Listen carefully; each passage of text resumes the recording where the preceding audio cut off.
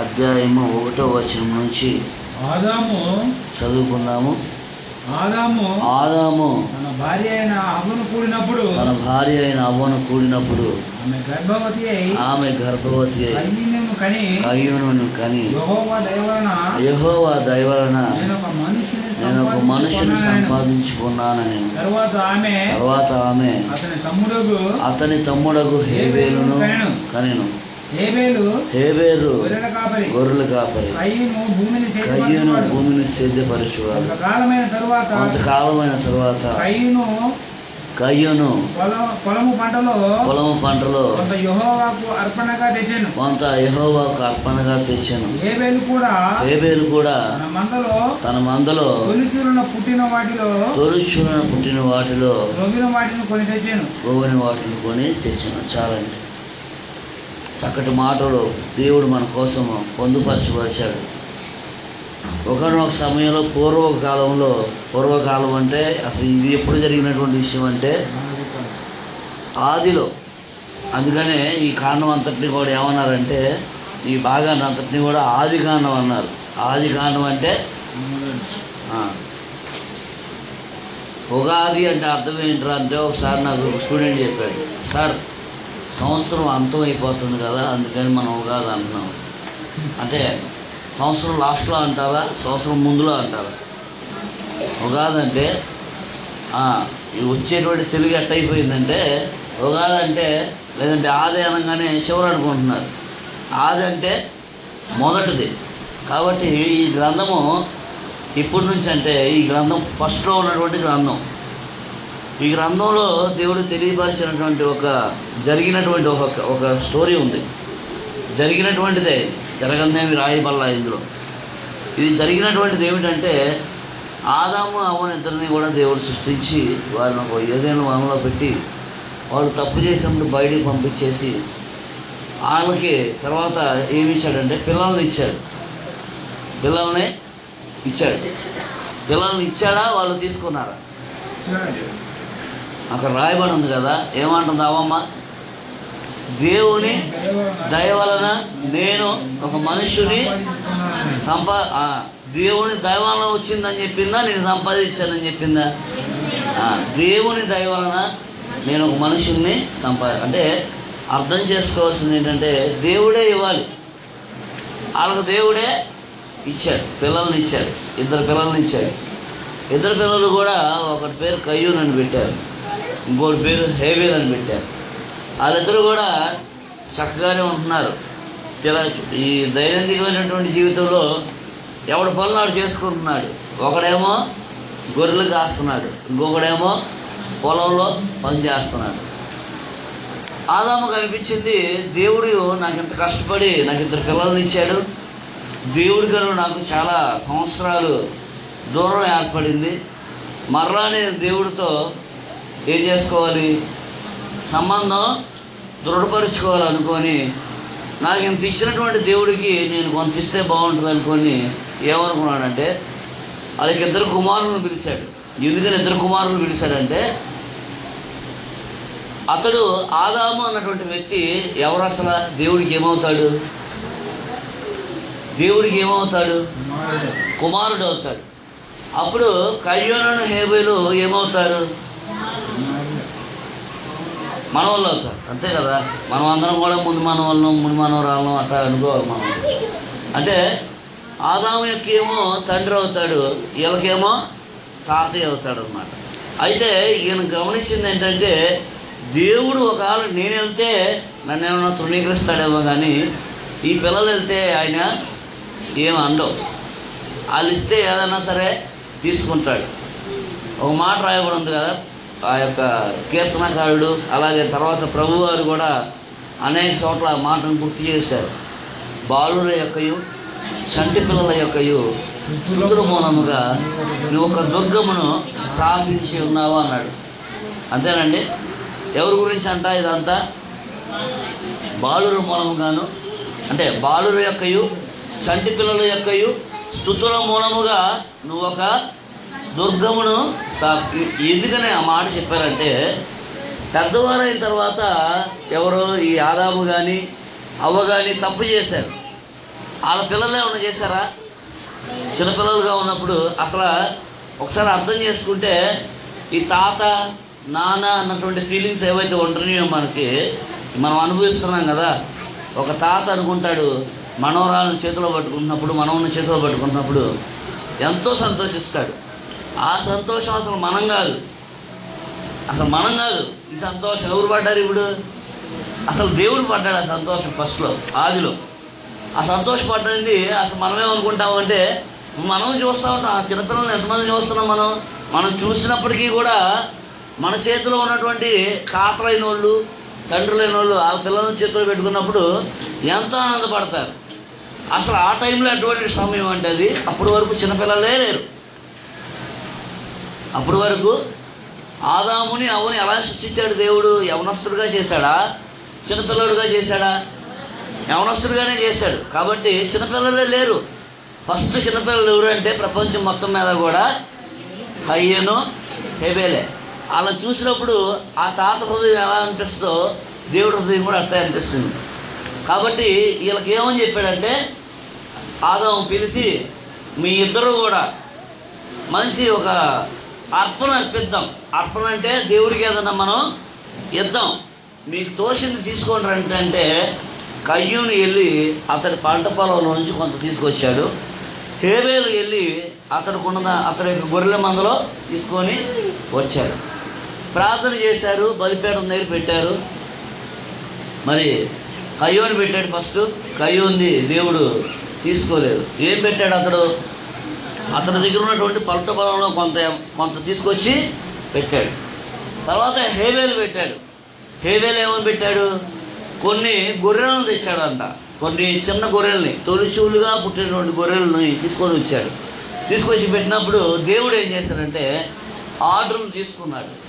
ఏంటిని? గొర్రెలను తీసుకున్నాడు. అప్పుడు తీసుకోవడం అంటే అర్థం ఏమిటంటే, అప్పట్లో స్వయంగా ఆకాశం నుండి అగ్ని ఆకాశంలో నుంచి దిగి ఆ గొర్రెలను తీసుకొని వెళ్ళిపోయారు. ఎవడో కూడా తర్వాత వచ్చినటువంటి రోజులన్నింటినీ కూడా ఎట్ట అయిపోయినాయి అంటే, ఈ బలిపీఠం మీద అది పెట్టి దాన్ని ఎలుగెత్తు అయిపోయింది. ఎలుగెత్తాలు లేవు అప్పట్లో. స్వయంగా దేవుడు ఒక ఆత్మ అగ్ని రూపంలో దిగి వాటిని తీసుకొని వెళ్ళేది. మీరు గమనిస్తూ ఉంటే బైబిల్లో ఏలియా చేసినటువంటి పని కూడా అదే. ఏలియా ఏం చేశాడు? ప్రార్థన చేసినప్పుడు ఆకాశం నుంచి అగ్ని దిగు వచ్చి తీసుకెళ్ళిందా, లేదంటే అతను లైట్ చేశాడా? అతను లైట్ చేయలా, అతడేం మెరిగించలా. కాబట్టి ఇట్లాగా చూస్తున్నట్టయితే దేవుని యొక్క ఆత్మ దిగొచ్చి ఆ గొర్రెలను తీసుకెళ్ళింది. ఎందుకని తీసుకెళ్ళింది గొర్రెల్ని అంటే, ఈ గొర్రెల మీద బేస్ చేసుకొని, గొర్రె అంటే రక్తం కలిగింది, రక్తం కాబట్టి కోశారు, ఆ బలి దేవుడికి ఇష్టమైంది. ఇవన్నీ కాదు. మనుషులు అనుకుంటారు కదా, దీనిలో రక్తం ప్రవహిస్తుంది, ఈ రక్తం దేవుడికి సూచనగా ఉంది. కాదండి, అసలు అవన్నీ కాదు దేవుడికి కావాల్సింది. ఆయన అంటాడు, నువ్విచ్చే రక్తం నేనేం చేసుకోను, నువ్విచ్చే ఈ జంతు బలుల్ని నేనేం చేసుకోను, నేనంటే నీ బలులను కోరుకునేవాడినా నేను, నీ రక్తాలను కోరుకునేవాడినా నేను అని కీర్తనలో మాట్లాడాడు ప్రభు. ఒక మాట చెప్తానండి, ఏంటంటే ఏమిటి ఒక దేవుని యొక్క ఉద్దేశం అంటే, కయ్యూని హృదయం ఎలా ఉంటుంది, హేబేలు యొక్క హృదయం ఎలా ఉంటుంది. నాన్న ఏదో చెప్పాడు, ఏమని? ఆదాము చెప్పాడు, మీరు తీసుకొని రండిరా అంటే కయ్యూని ఏం చేశాడు? తెచ్చిచ్చాడు. ఏం తెచ్చిచ్చాడు? నాన్నకు భయపడి ఏదో నాన్న తెమ్మన్నాడు కాబట్టి తెచ్చి అక్కడ పెట్టాడు. హేబేలు ఎటువంటి వాడంటే శ్రేష్టమైనటువంటి వాడని తీసుకొచ్చాడు. దేనికని తెచ్చాడంటే అతడు నిజముగా దేవుణ్ణి నమ్మాడు. ఎందుకని నమ్మాడంటే దేవుడు ఉన్నాడని గట్టిగా హృదయంలో విశ్వసించాడు. దేవుడికి నేను ఇస్తున్నానని చెప్పి విశ్వసించాడు. ఏం చేశాడంట? ఆయనకున్నటువంటి మందలో తొలిచూలుగా పుట్టినటువంటి వాటిని తీసుకొచ్చాడంట. ఒక్కసారి జ్ఞాపకం చేసుకుంటా ఉంటే మనకి ఆయన ఏదో క్రాప్ పెట్టాడని, అంటే ఆయన ఏదో తీసుకొచ్చి అవి పెట్టాడని చెప్పి, గడ్డి పెట్టాడని చెప్పి, లేదంటే ఆ పంట పెట్టాడని చెప్పి తీసుకోవడం కాదు, దేవుడు తీసుకోకపోవడం ఉండటం కాదు. అక్కడ పెట్టినటువంటి వాడి హృదయం ఎలా ఉందంటే, ఏదో ఇవ్వాలి కాబట్టి ఇచ్చామన్నట్టుగా ఉంది. ఆ గొర్రెలు ఏదో రక్తం కలిగినవి కాబట్టి అదేదో ఆయన ప్రణాళికలో ఉందని చెప్పి తీసుకోవటం అంతకన్నా కాదు. ఆ ఇచ్చినోడు హృదయం ఎట్లా ఉందంటే చాలా మంచిగా ఉంది. ఈ మాటలకు వచ్చి నేను ఒక 2 విషయాలు మీకు గుర్తు చేస్తాను. ఒకనొక సమయంలో అపోస్తుడైన పౌలు హెబ్రీలకు రాస్తూ ఈ మాట రాస్తున్నాడు. హేబేలు యొక్క హృదయం ఇటువంటి హృదయం రాస్తున్నాడు. చూడండి, అపోస్తుడైన పౌలు హెబ్రీలకు రాసినటువంటి పత్రిక 10వ అధ్యాయము 11వ అధ్యాయం 4వ వచనం చదువుకుందాం. అమ్మ, విశ్వాసమును బట్టి హేబేలు కయ్యోను కంటే శ్రేష్టమైనటువంటి బలి దేవునికి అర్పించను. దేవుడు అతని అర్పణను గురించి సాక్ష్యం ఇచ్చుచు అతడు ఆ విశ్వాసమును బట్టి నీతిమంతుడని సాక్ష్యం పొందెను. చాలమ్మా, ఏమన్నాడు విన్నారా? ఏంటంట? ఇది పౌలు గారు ఆయన రాసినటువంటి మాట కాదు. దేవుడు పౌలుకు తెలియజేస్తే పౌలు మన కోసం, ఏది ఇప్పుడున్నటువంటి సంఘాలన్నిటి కోసం, ఆ హెబ్రీలో ఉన్నటువంటి సంఘము కోసం రాసి పెట్టినటువంటి మాటలు. ఏమిటి ఒక మాటలకు అంతరార్థం అంటే, చదవండి మరలా ఒకసారి. హేబేలు కయ్యూని కంటే శ్రేష్టమైన బలి ఇచ్చాడు. ఎందుకు ఇచ్చాడంటే అతడు విశ్వాసం అటువంటిది. ఏం విశ్వాసం ఉంది అతడికి? నేను నిజముగా దేవుడికి అర్పిస్తున్నానటువంటి విశ్వాసం ఎవరిది? హేబేలుది. ఆ విశ్వాసం కయ్యూనిలో లేదు. ఏదో నాన్న తెమ్మన్నాడు కాబట్టి, ఆదాము తెమ్మన్నాడు కాబట్టి తెచ్చిచ్చాడు, కానీ అతనికి ఏమి లేదంటే హృదయంలో అది ఇవ్వాలన్నటువంటి ఆలోచన లేదు. ఇది అర్పణ అంటే. ఏమిటి అర్పణ అంటే? హృదయపూర్వకమైనటువంటి అర్పణే దేవుడికి ఇష్టమైనటువంటి అర్పణ. అంతేగాని హృదయపూర్వకంగా లేకుండా మనం ఎన్నో అర్పించాలంట. దేవుడికి ప్రాముఖ్యంగా 3 అర్పించాలంట. 3 భక్తుడు అంటాడు కదా, నీ ధనము ప్రభు యేసుకి అర్పించమంటాడు. ఏమంటాడు? నీ ధనం అర్పించాలి, ఘనం అర్పించాలి, సమయం కూడా అర్పించాలి. చూడండి, ఉన్నటువంటి మనుషులు మనము కూడా ఏం చేస్తూ ఉంటామంటే ఎక్కువగా ధనం అర్పించేదానికి ఇష్టపడుతూ ఉంటాం. ఎవరినైనా సరే దేవుడికి అర్పణ తీసుకురారా అనగానే వాడు డబ్బే చేస్తాడు, కానీ అర్పణ అనగానే డబ్బే చూస్తున్నారు, కానీ అసలు డబ్బు కాదు, దానికన్నా ఇంపార్టెంట్ ఒకటి ఉంది. ఏమిటంటే అది నీ యొక్క స్థితి అర్పించాలి దేవుడికి. నీ స్థితి బాగున్నావు అనుకో, ఏంటి బాగుంటాం? అనేక మంది ఉన్నారమ్మా బయట క్రైస్తవులు చెప్పుకుంటున్నటువంటి పెద్ద పెద్ద వాళ్ళు కూడా ఉన్నారు. వాళ్ళని అడిగితే ఎందుకు ఈ స్థానంలోకి వచ్చావురా అంటే వాళ్ళు చెప్పే మాట ఏంటంటే, నేను కష్టపడ్డాను. అసలు ఎవడైనా సరే నేను చూస్తూ ఉంటా బయట కూడా క్రైస్తవులు మాట్లాడుతున్నప్పుడు, ఎవడైనా నేను ప్రభు దయ వల్ల ఈ స్థితిలో ఉన్నానని చెప్తాడేమో అని చూస్తూ ఉంటా. అసలు నేను గమనించిందే లేదు. ఎప్పుడు చూసినా సరే నా స్వయం కృషి, నేను చిన్నప్పుడు ఎంత కష్టపడ్డాను, నేను అవి చేశాను ఈ చేశాను. అసలు మనం చేసిన వాటినే కనుక మనం చేసుకుంటా ఉంటే మనం ఈ స్థితిలో ఉంటామా? ఏంటి, మనం చేసినటువంటి అన్ని మంచి పనులేనా? మనం చేసినవి మంచి పనులే, అందుకని మనం ఇట్టున్నామా? లేదంటే మనం దరిద్ర పనులు చేసినప్పటికీ కూడా దేవుని యొక్క కృప ద్వారా ఇట్లా ఉన్నామా? దేవుడి యొక్క కృప ద్వారానే ఇట్లా ఉన్నాం. ఈ మాట ఎవడైనా చెప్తాడేమో చూస్తూ ఉంటా బయట. అసలు నేను ఎవడైనా సరే అంటే ఏమర్పిస్తానికి రెడీగా ఉన్నారంటే, కావాలంటే డబ్బు ఇస్తానికి రెడీయే, కానీ ఆ యొక్క స్థితిని కనుక చూసుకున్నట్లయితే ఆ స్థితిలోకి వెళ్ళినప్పుడు ఆ స్థితిలోకి వెళ్ళడానికి నాకు దేవుడు సహాయం చేశాడని ఎవడని చెప్తాడంటే ఆవిడ దేవుడు చెప్పట్లా. అసలు అది ఇంకోటి ఏంటంటే, కావాలంటే ఏదో రూపాయి ఇచ్చి అయ్యా మాకు సువార్త సభ పెడుతున్నామయ్యా అంటే రూపాయి ఇచ్చి పంపించేవాడే కానీ, అంటే రూపాయి అంటే అది డబ్బులు ఇచ్చి పంపించేవాడే కానీ ఆ సువార్త సభకు వచ్చి కూర్చునేవాడు లేడు. ఏమిస్తున్నారు? డబ్బే ధనం ఇస్తున్నారు, సమయం ఇస్తున్నారా? లేదంటే మీ యొక్క ఘనతలో కొంచెం ఏమన్నా దేవుడికి ఉపయోగపడుతున్నారా? అది లేదు. మనకు ముఖ్యంగా ఉండాల్సింది ఏంటంటే, హేబేలుకి ఏముందంట హృదయంలో ఏముందంటే, నాకు అనిపించింది ఈ వచనాలు చదివినప్పుడు నాకు అనిపించింది, మనం కనుక ఒక మందలోకి వెళ్ళినప్పుడు, మందలోకి వెళ్తాం కదా, అంటే గొర్రెల మందలోకి వెళ్తాం. ఎప్పుడైనా వెళ్ళారా? గొర్రెల మందలోకి వెళ్ళారు ఎప్పుడైనా? నేను చాలాసార్లు గమనిస్తూ ఉంటాను. గొర్రెల మందులో ఒక 100 గొర్రెలు ఉంటే 100 గొర్రెలు నచ్చుతాయమ్మా? 100 గొర్రెలు నచ్చుతాయా? చెప్పండి, ఎన్ని గొర్రెలు నచ్చుతాయి? ఎన్ని గొర్రెలు నచ్చుతాయి? చూసేదానికి కొంచెం బాగుంటాయి. కొన్ని చిన్ని కొంచెం పెద్దగున్నా బాగుంటాయి. కొన్ని చిన్నవి కూడా అవి ఏవైతే మనం ఇష్టపడతాం చూసారా వాటిని, ఏవి ఇది భలే ఉందా నేను పెంచుకుంటే బాగుండు అన్నటువంటి ఫీలింగ్ వస్తే చూసారా, అది తెచ్చి దేవుడికి ఇచ్చాడు. అది హల్లెలూయా. ఏది తెచ్చి ఇచ్చాడు? అతడి హృదయంకు నచ్చింది అది. ఏది? ఆ గొర్రెలను చూస్తున్నప్పుడు భలే ఉందరా అసలు అని అనిపిస్తుందా? మీకు అనిపించిందో లేదో కానీ నాకు చాలాసార్లు అనిపించింది. నేను అప్పుడప్పుడు ట్రావెల్ చేస్తూ ఉన్నప్పుడు బండి మీద ఇక్కడ గొర్రెలు కనిపిస్తూ ఉంటాయి. ఏదైనా గొర్రెని చూసినప్పుడు ఇది భలే ఉంది, చిన్నగా చక్కగా ఉంది అనిపిస్తుంది.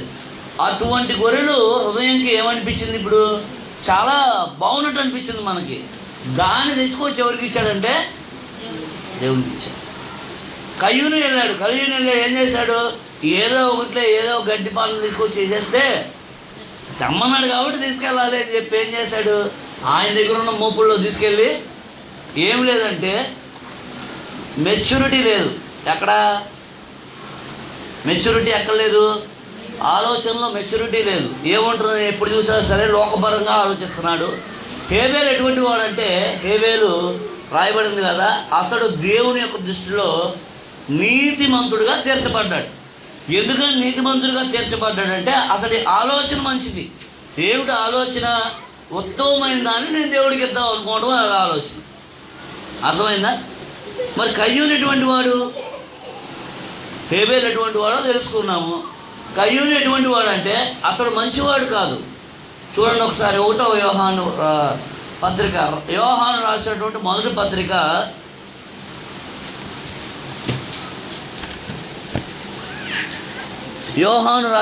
మొదటి పత్రిక చూసినట్లయితే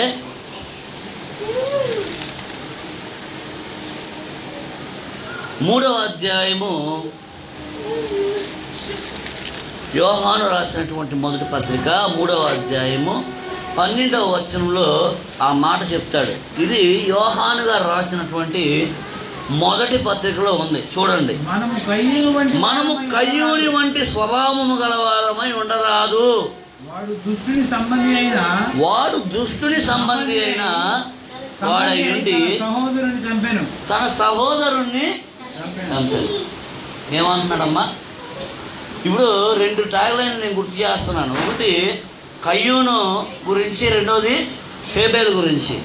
అసలు వీళ్ళ గురించి ఎందుకని మాట్లాడుతున్నామంటే వాళ్ళు ఇచ్చేటువంటి స్తుతి, వాళ్ళు ఇచ్చేటువంటి అర్పణ ఎటువంటి అర్పణగా ఉంటుంది. కయ్యూను ఎటువంటి వాడు, హేబేలు ఎటువంటి వాడు. హేబేలు ఎటువంటి వాడు అంటే అతడు దేవుని దృష్టిలో నీతిమంతుడుగా తీర్చబడ్డాడు. దేనికని అంటే అతడు ఇచ్చినటువంటి అర్పణను బట్టి అతడు తీర్చబడ్డాడు. కయ్యూను ఎటువంటి వాడంటే దేవుని దృష్టిలో దుష్టునిగా తీర్చబడ్డాడు. చదవండి మళ్ళీ ఒకసారి అది. మనము కయ్యూను వంటి వారమై ఉండరాదు. వాడు దుష్టుని సంబంధి అయి తన సహోదరుణ్ణి చంపెను. చాలా ఏమంటున్నాడు చూసారా? ఏమిటంట? కయ్యూను ఎటువంటి వాడంట? దుష్టుడి సంబంధి. ఏంటా దుష్టుడి సంబంధం అంటే అతడికి ఇచ్చినటువంటి అర్పణ మంచిగా లేదు, అతడి జీవితము మంచిగా లేదు. ఏం చేశాడు అతడు? చూసారా ఏం చేశాడో? ఆయన తమ్ముడిని చంపాడంట. మొత్తం అంటే చావు.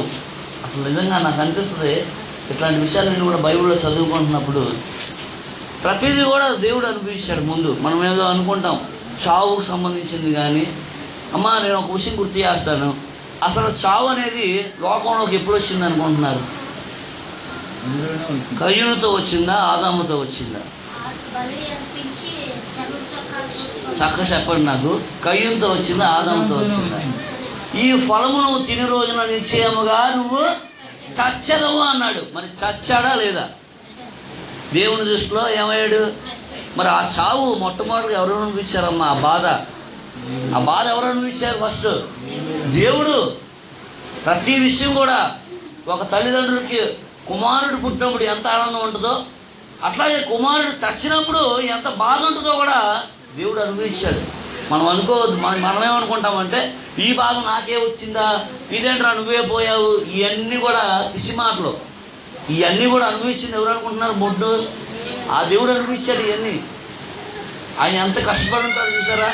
ఆయనకు ఒక మాట చెప్పాడు ఆదాముకు, బాబు ఇది తినని రోజు నువ్వు ఖచ్చితంగా చస్తావురా అంటే ఆడు తినేశాడు. తినేస్తే చచ్చిపోయాడా? మరి చచ్చాడు. ఏమైపోయిందంటే అతడిలో ఎలుగుతున్నటువంటి ఆ ఆత్మ ఆరిపోయింది. ఏమైపోయింది?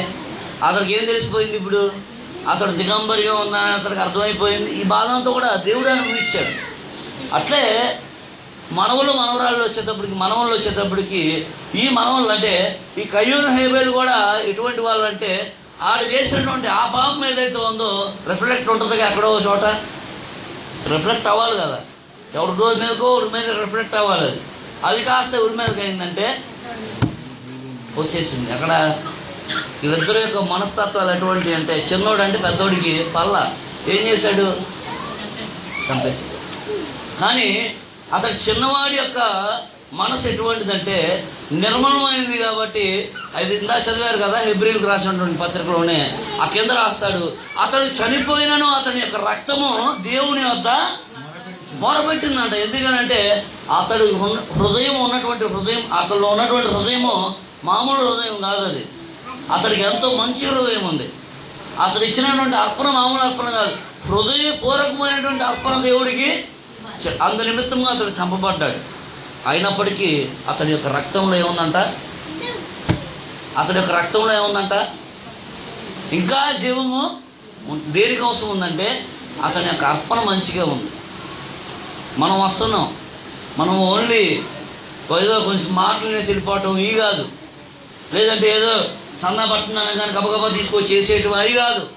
ముందు కావాల్సింది ఏంటంటే నీ ఘనం ఇవ్వాలి దేవుడికి. ఏది ఘనం అంటే నీ గొప్పతనం. ఏదైనా నువ్వు మంచి పని చేస్తున్నప్పుడు ఆ గొప్పతనం దేవుడికి ఇవ్వండి. ఇంకా మీ సమయము ఏదో ఖాళీ ఉన్నప్పుడు ఊసిపోయినప్పుడు వచ్చి కూర్చోవడం అంతకన్నా మంచి సమయం ఇవ్వాలి. 2 మాటలు చెప్పి ముగిస్తాను. 2 మాటలు చూడండి. సమయం ఇవ్వమంటే సమయం ఇవ్వగలుగుతున్నారా? 11 o'clock చర్చి, 11 గంటలకు మొదలు పెడతారు. మీరు గమనిస్తారో లేదో, ఎవరు వచ్చినా రాకపోయినా అంకుల్ 11 గంటలకి స్టార్ట్ చేసేస్తారు. అంటే అంకుల్ పని లేదనా? జాగ్రత్తగా గమనించండి. అంకుల్ పని లేదనే పాపం. అంటే అంకులకు పని లేదు, ఇంట్లో వాళ్ళకి పని లేదు కాబట్టి అక్కడ కూర్చుంటున్నారనే. కానీ కాదు, ఉత్తమమైనటువంటి దాన్ని దేవుడికి ఇవ్వాలి. అసలు మనం కూడా మామూలుగా సంఘాల్లో చెప్పేటప్పుడు కూడా ఉంటుంది కదా, మీ పనులు త్వరగా ముగించుకొని దేవుని యొక్క సంఘములకు రండి. అసలు అట్లా చెప్పకూడదు. మీ పనులు పక్కన పెట్టి దేవుని సంఘానికి రండి. ఎందుకనంటే పనులు అనేది నువ్వు స్టార్ట్ చేస్తే 6 గంటలకు స్టార్ట్ చేస్తే మరలా పండుకునే 10 గంటల పనులు ఉంటాయి. పనులు ఉంటాయా ఉండవా? అయిపోతాయి. ఆ పనులు అయిపోవు, ఇప్పుడు ఉంటాయి. వాటిని పక్కన పెట్టి దేవుడి దగ్గర రావడం నేర్చుకోండి, ప్రభు దగ్గరికి రావడం నేర్చుకోండి. కాబట్టి మన యొక్క హృదయాలు ఎటువంటి వాటిలో ఉండాలంటే మంచి అర్పణలు అర్పించాలి. ఏమిటి అర్పణ? డబ్బు కాదు, ఇంకోటి అంతకన్నా కాదు. మరి ముఖ్యంగా తెలుసుకోవాల్సింది ఏంటంటే మన సమయాన్ని ఇవ్వాలి ప్రభువుకి, మన యొక్క గొప్పతనాన్ని దేవుడికి ఇవ్వాలి. అలాగే ఆయన ఇచ్చినటువంటి ధననిధిలో నుంచి కొంత భాగం మనం తీసుకొచ్చి దేవుడికి ఇవ్వవలసిన మారే విన్నాం. కాబట్టి మనం అర్పించేటువంటి అర్పణలే ఏమవుతాయి అంట? మనం అర్పించేటువంటి అర్పణలే మనకేమవుతాయి? మన యొక్క తీర్పులో పొద్దున నీతిమంతుడుగా తీర్చబడతాయి. ఇప్పుడు హేబేలు దేనివల్ల నీతిమంతుడిగా తీర్చబడ్డాడు? విశ్వాసం మూలంగా. విశ్వాసం అంటే ఏమి నమ్మాడు ఆయన? దేవుడు ఉన్నాడు, నేను ఇచ్చేటువంటి ఈ అర్పణ దేవుడికి ఇస్తానని నమ్మాడు. కాబట్టి వింటున్నటువంటి మనము నిజమైనటువంటి అర్పణలతో దేవుడి ముందు మనం ఉండాలని కోరుకుంటూ ఒకసారి నుంచున్నట్లయితే ఆరాధన చేసుకుందాం. అందరం కూడా నుంచోండి, కొంచెంసేపు నుంచోండి, పర్లేదు. కొంచెం ముందుకు రండి. అలాగే కొంచెం సర్దుకున్నట్లయితే సరిపోదు ప్లీజ్ కూడా.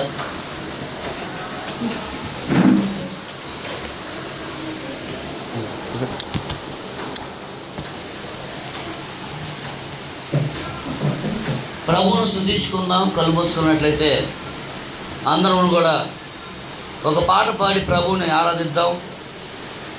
తర్వాత ఒకరు ఆరాధన చేసుకుందాం. ఆయనలో జీవించటం మనం అనుకుంటాం, మనం దేవుణ్ణి మనం తెలుసుకున్నామని. మనం తెలుసుకోలేదు. మనం తెలుసుకోకముందే ఆయన మనలో తెలుసుకున్నాడు. కాబట్టి ప్రభువుకి 2 మాటలు, ఆరాధన మాటలు చెప్దాం. ప్రభువా నీలో జీవించుట, ప్రభువా నీలో జీవించుట, కృపా బాహుళ్యమే నాయడ, కృపా బాహుళ్యమే, కృపా బాహుళ్యమే నాయడ, కృపా బాహుళ్యమే, ప్రభువా నీలో జీవించుట.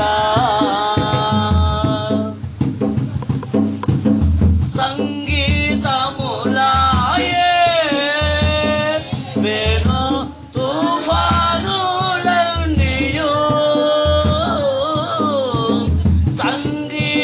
సంగీతములాయే వేణు తుఫానులన్నీయు,